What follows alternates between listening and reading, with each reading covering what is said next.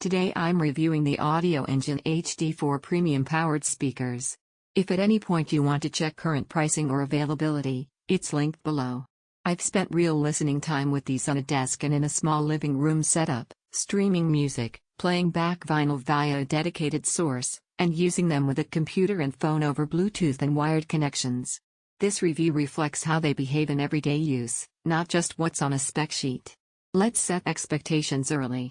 These are not tiny Bluetooth bookshelf speakers. They are not ultra-compact desktop fun boxes. And they're not designed to replace a dedicated multi-component hi-fi with separates and huge floor standers. What they are is a pair of powered speakers with enough power and features to be a central music system in a small room, with practical connectivity and a sound that leans toward clarity and balance. Right away, their character feels measured. Tonal balance leans neutral, not colored, not overly warm.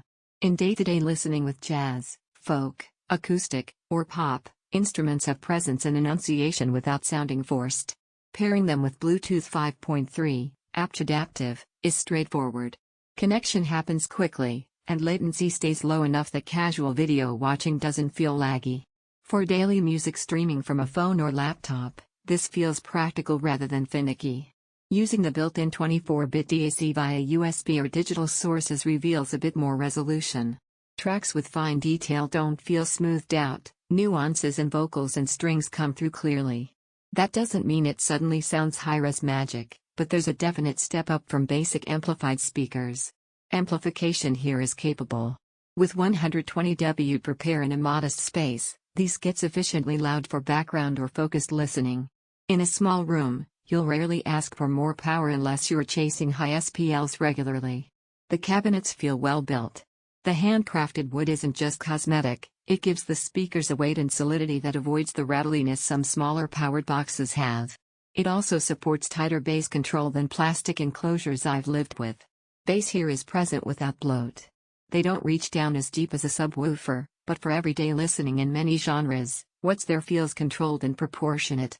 If you want very deep low end, adding a subwoofer later is a practical upgrade path. On usability, controls are clear.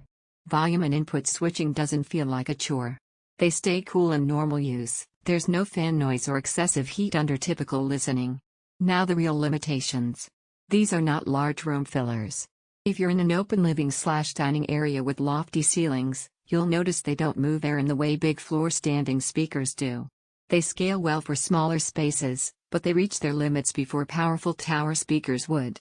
Compared to simple desktop speakers under $200, the HD4s deliver more clarity, more power, and richer connectivity. Compared to separates with a dedicated amp and separate DAC, they simplify setup, but you lose the modular tweakability those systems offer.